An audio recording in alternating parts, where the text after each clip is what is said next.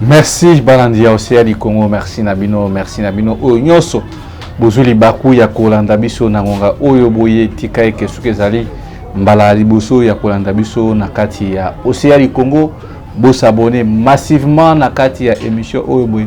bo partager émission, ba j'aime Nabino, ba like Nabino, ezali pe une manière ya ko participer na soutien ya bitumba oyo bo tozali komuna na kati ya résistance. Alors den boyebi ezali le résistant Bruno Mimbenga oyo boye tozali sous un réel plaisir ya kokuta na bino na mokolo ya lelo ya wala sans plus tarder to bandana émission na biso, analyse na biso et puis qu'est-ce que nous comptons faire dans les prochains jours to koyeba yango abonné na bisaki bino le 15 juillet oyo boye toujours débuter série ya ba manifestation pour na makambo ya francophonie parce que na bisaki bino formé ya francophonie ezobanda entre le 28 juillet et puis aussi là le 28 août 2023. Alors tu vas directement à sujet au la francophonie bande pour ngai boye bayango. Quand nous parlons ici que le gouvernement oyo boye ba frappeur,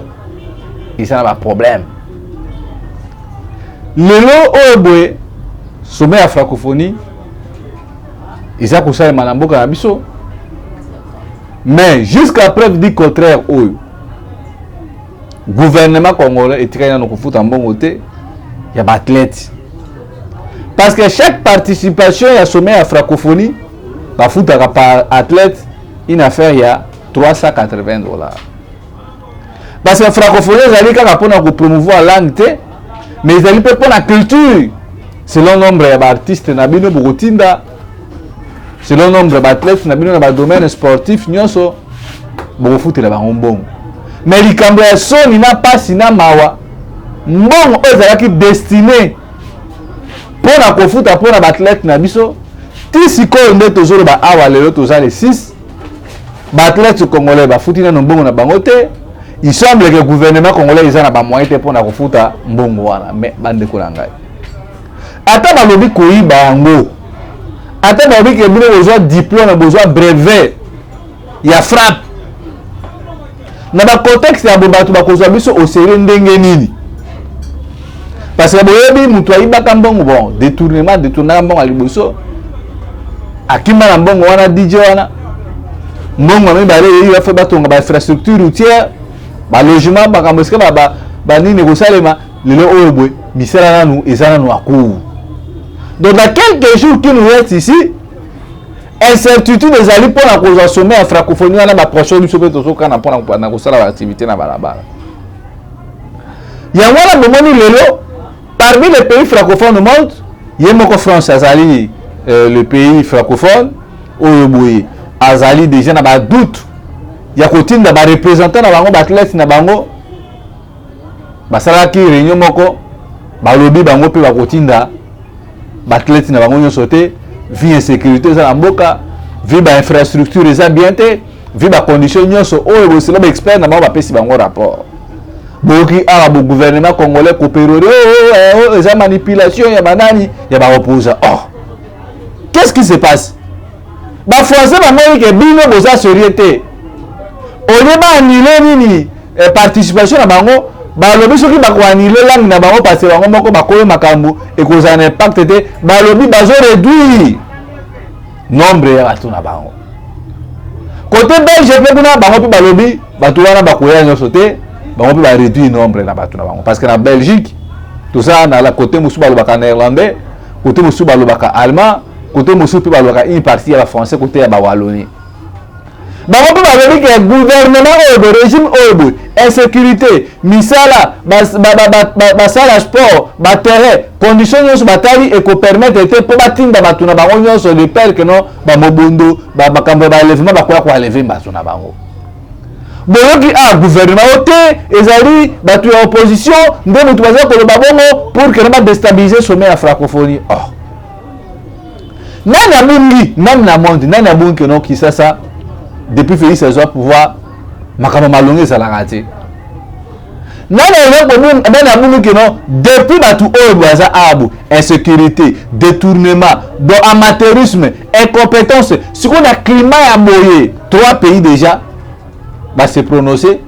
pour la participation dans la makambo francophone.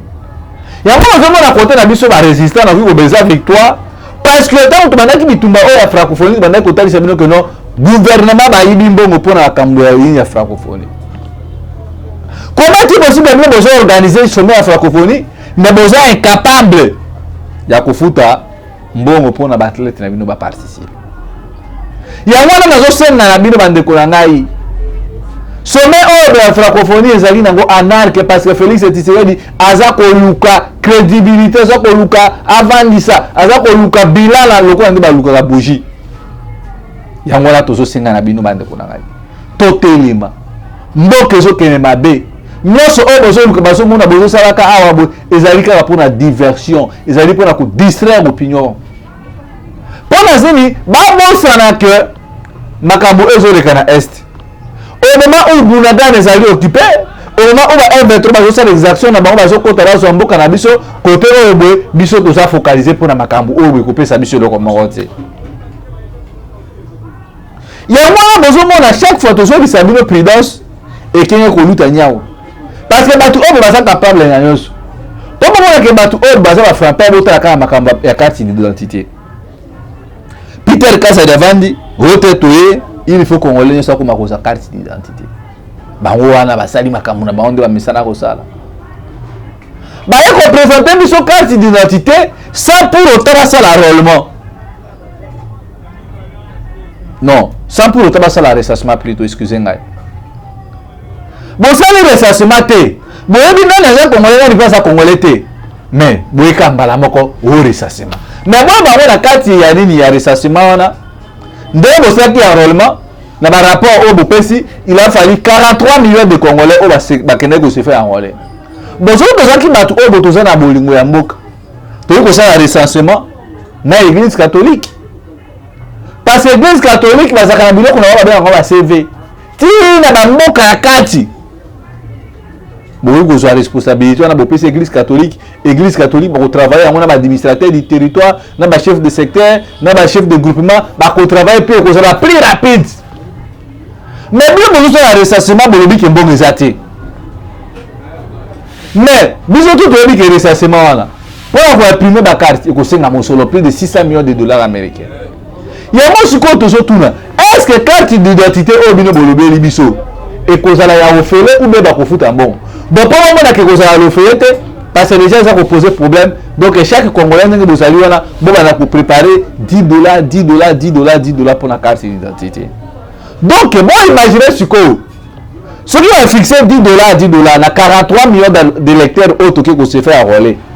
ekosala déjà combien 430 millions de dollars américains oyo bo Peter Kasa dolinga afrappé yango wana nazolisa bino ezali révélation 430 millions de dollars oyo bazolinga barationne biso lisusu 10 dollars 10 dollars yango wana bozomona identité wana bazolinga bapermettre baélargir bafungola meme na barwandais baougandais baburundais bato na tout bakoya bakopesa 10 dollars et puis bakopesa ba nationalité congolaise oyo boye dans les prochains jours ekopozelaka biso problème yango wana toza kosenga na bino peuple congolais botala makambo elekani na Sénégal basénégalais batali te batali nanu bolingo ya mboka na biso balobi non Macky Sall pas question au travail mandat na yo kende kopema c'était aussi pareil biloko oyo bakongolais bazozela Félix Tshilombo asala Félix Tshisekedi aussi peut tenir discours à état de la nation ezalaka une fois là ya koloba ke non voilà na échoué na ko se présenter te bakongolais mboka ole to pelisa mboka moto botika ngai na ko présenter les sources de la mitema bakongolais ko s'apaiser mais bakongolais baza toujours na émotion baza toujours na ba diversion baza toujours na makambo kwa buzoba tant nazobisa bino awa que carte d'identité wana ezali mpo bakotisa barwandais bakokende kovote Tshisekedi bato Bruno nini yango nazosenga na bino peuple congolais to élever sens ya maturité et puis to élever sens ya vision ya komona makambo lelo oyo boye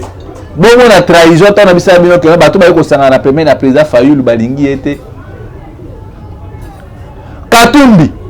bazobenge déjà traître Matata Ponyo yebi surtout toyebi ke Matata Ponyo c'est un sujet rwandais à l'époque ministre Lunda Bulula loba yango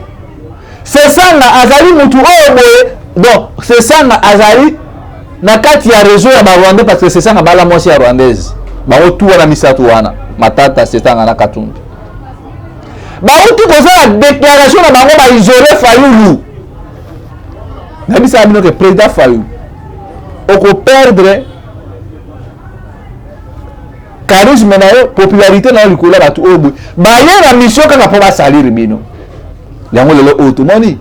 qu'est-ce que la déclaration ba c'est ça ba sali c'est ça na Katumbi matata c'est ça na ba sali déclaration lobby ba ke côté que la délicat di mapola ko senga dialogue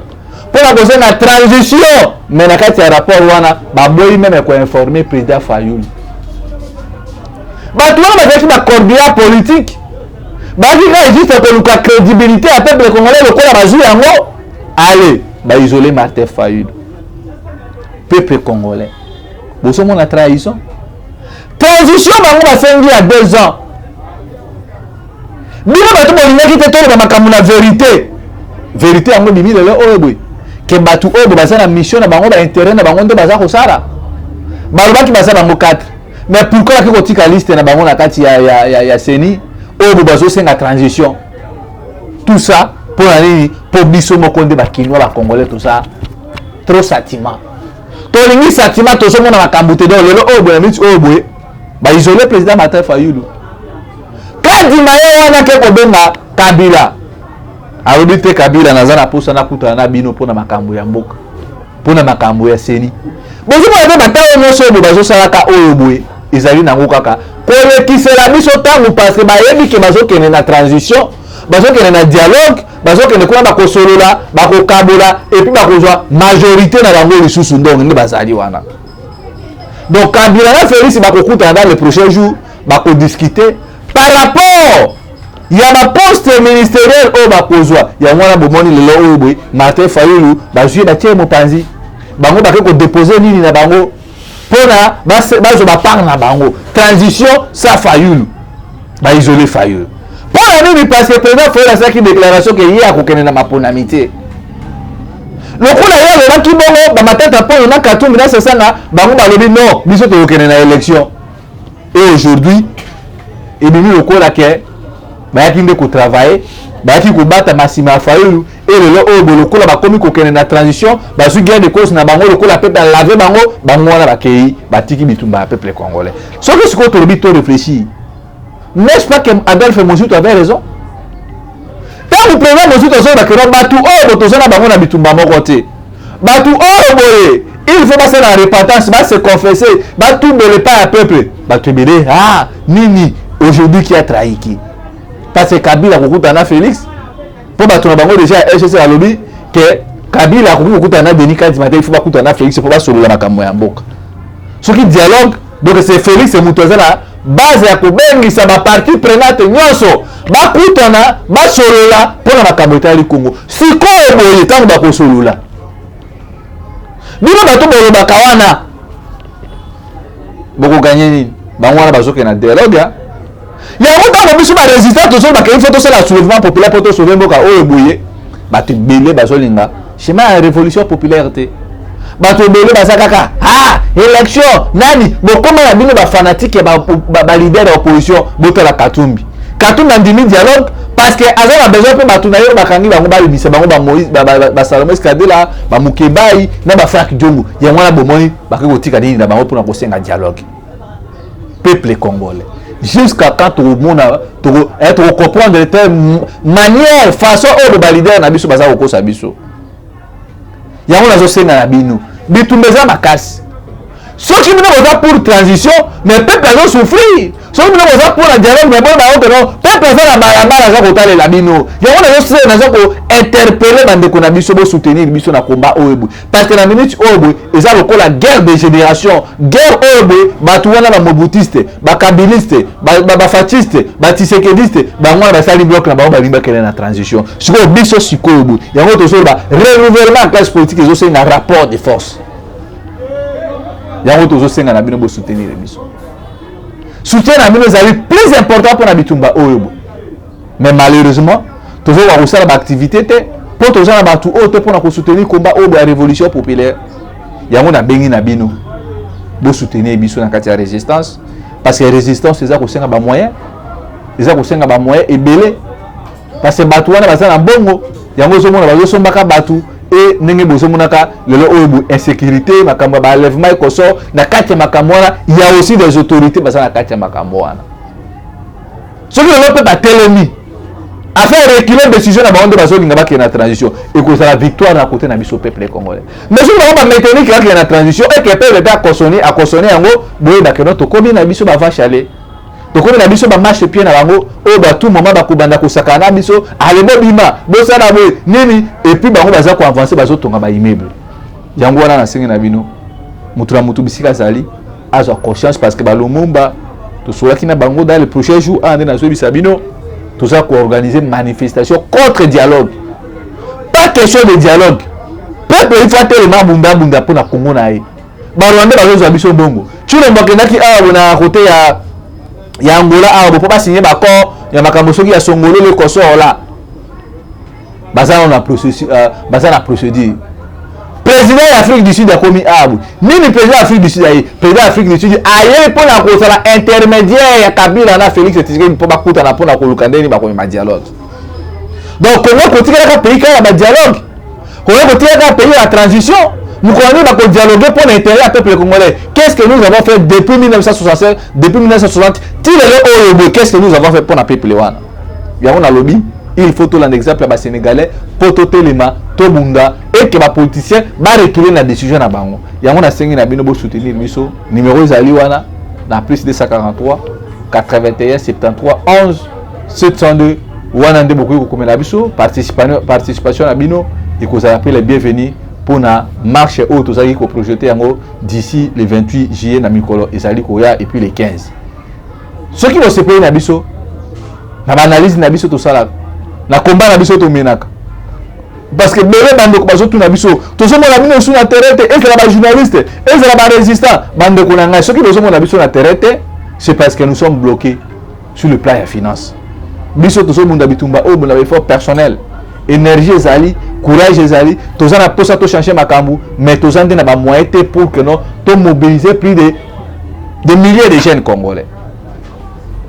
ceux qui ba jeunes à Sénégal wana bazo ko bunda bitumba parce que ba sénégalais ba comprendre que non au-delà de tout c'est le Sénégal il faut ba sénégalais bazo kambi o baza ko travailler pour na ba occidentaux il y a les alliés de Ousmane Soko. Mais chez nous, nous n'avons pas de gens que nous avons soutenir de la façon tout. Chez nous, Congolais, le quoi la transition, allez, comme il financer les leaders, nous multiplier les pressions dans les médias, mais nous sommes tous pour l'intérêt général. Que nous travailler pour le peuple. Peuple a maille, peuple a l'otilique, peuple a sika kolala, peuple a sécurisé. Moi, je vais soutenir les égalités parce que ceux qui peuvent télémi tout. Dans le soulèvement populaire, l'intérêt na bango ekokoma nyonso caduc. Yango wana nous croyons et nous espérons que non beaucoup soutenir biso pour na actif dialogue, actif transition, nous voulons le départ de M. Félix Tshisekedi et que le peuple a imposé mutu o ya lingi. Yango wana sengi na bino bo s'abonner massivement na Océan du Congo et puis vous partager ba émission oyo boy beaucoup mela biso na plus de 143 81 73 11 702. Nana bino tokutani lobby soki Nzambe alingi ingeta. Merci.